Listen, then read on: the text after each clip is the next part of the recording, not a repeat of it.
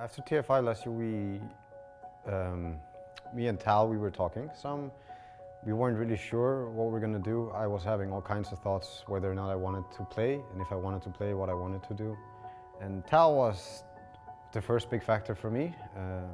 He was not sure if he was going to, try something new, try some other people. And if I wanted to play with him, that's only two people, and that doesn't really make a team. So. Hey, what's up, guys? This is Crystalis Chronicle, giving you a special episode. I know I've taken some time to get these clips and put them together, create a little story, a little analogy that you can see and maybe relate to.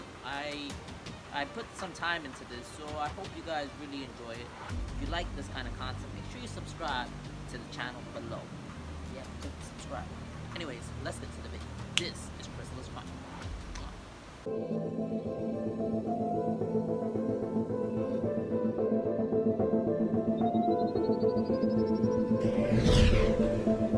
We were talking for a while. I decided I'm going to try to build something, see what I can actually do. So even at the airport in Seattle, I contacted Miracle, tried to get his contact information. I started having these thoughts. Who do I want to play with? How do we make this come together? I ended up talking to Miracle. Tal would be talking to Moon. I kept talking with Tal, and we kind of set a basis, like if we want to make something, these four could be a great start. And finally we agreed on Crit. I was pushing very hard to Tal, like we should really try this guy. He's always been good on every team he's been on, and I mean, everybody was down, everybody was in, and we kind of went with it. Became monkey business a couple of weeks after TI.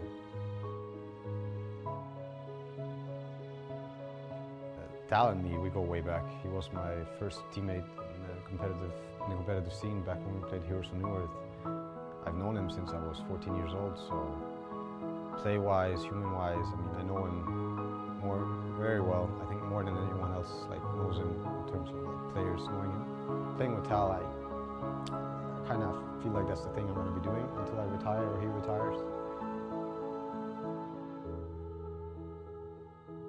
Playing with Tal, I kind of feel like that's the thing I'm going to be doing until I retire or he retires. Time will tell, but he's me and him, we get along very well. Tal is strong, yes.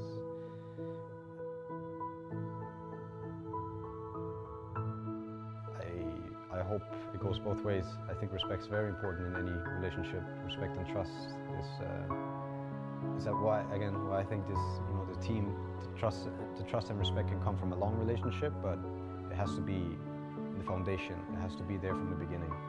And I hope that everyone in my team, but also people that want to play Dota and play these team games, value these assets. Playing this kind of team game, you say it's a video game, you can say that all you need is logic and skill, but I think that Dota is 80% something that's outside the game. 20% is just the game, like how you play and whatever. 80% is actually the whole team aspect and human aspect. I think the best habit you can have is to focus on every game. Every game is what really matters. I do think that that's the approach that you need to have, because Dota, as much as it is about strategy and skill, and maybe you want to hide a strat for the finals, stuff like this, if you lose focus for 1 second, 1 second can mean the game and it can mean the whole tournament. Just 1 second, that's the real-time strategy. A lot.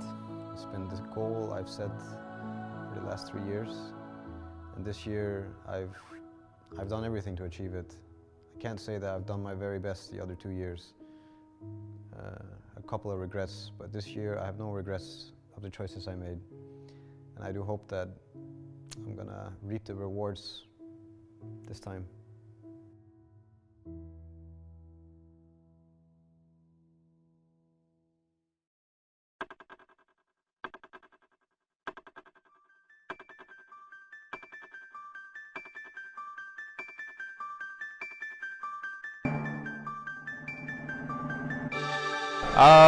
Since everything happened so quickly with me joining, there wasn't really a lot of time to kind of digest what just happened. Why did you leave OG?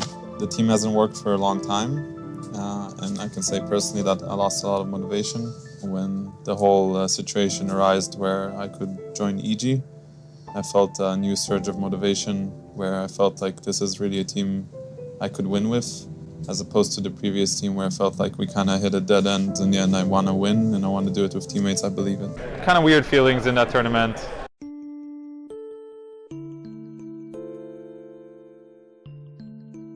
Definitely had doubts because everything happened fast, and I made a really big decision for myself.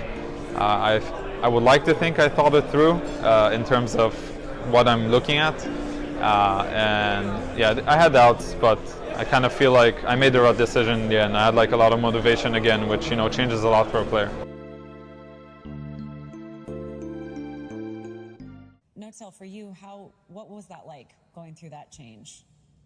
I'm actually not that willing to talk about it. Yeah. It's something for later. Yeah. Another day. Knocking EG down to the lower bracket. OG will move one step closer to the Aegis. Unbelievable comebacks we have between these two teams in 2 back-to-back games. OG with the fortitude to stick through it after dealing with such adversity against Defining. Oh, the look there from Notail. I mean, you could feel it this game.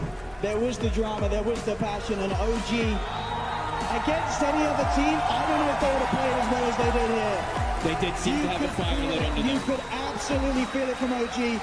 We saw an incredible turnaround from EG in Game 2, but that comeback and turnaround from OG in Game 3 has to be by far the biggest that we've seen here at this TI. Thank you so much to anybody who's supporting us. Like, it really means a lot that everybody's here and you're cheering for us. Like, we really feel it, and you know, it makes us play much better, and it makes us want to play, give you the best Dota we can. So thank you so much, guys. I'm pretty shaken. Feeling pretty good. Pretty emotional. That's fucking wild. It's crazy.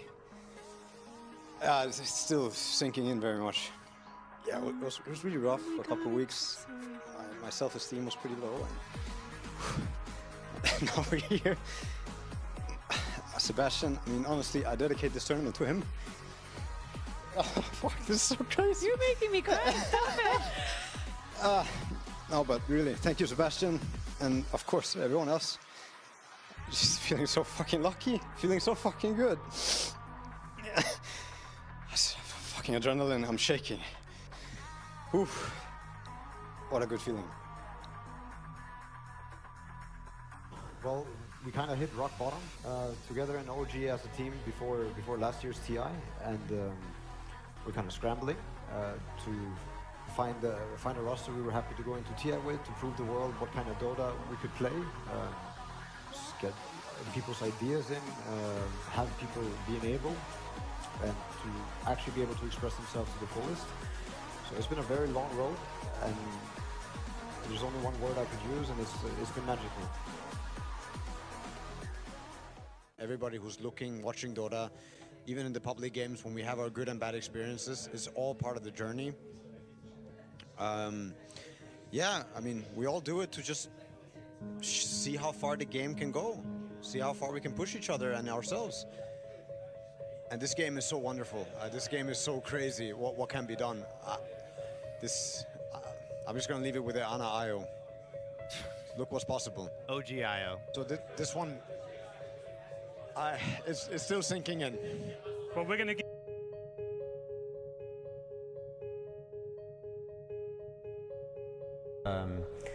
But yeah, I mean, definitely the emotions went up and down this series.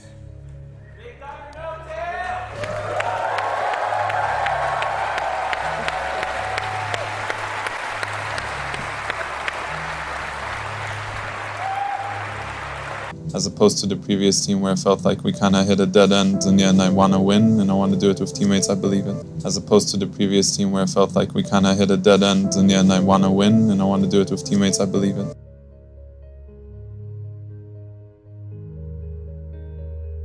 Dota is a sick mental game. It brings out the best and the worst in you. I strongly believe that if I woke up in the morning and I had to play the TI final, I would play the best Dota of my life. That's all that would matter to me. If I played my very best, nothing else would matter.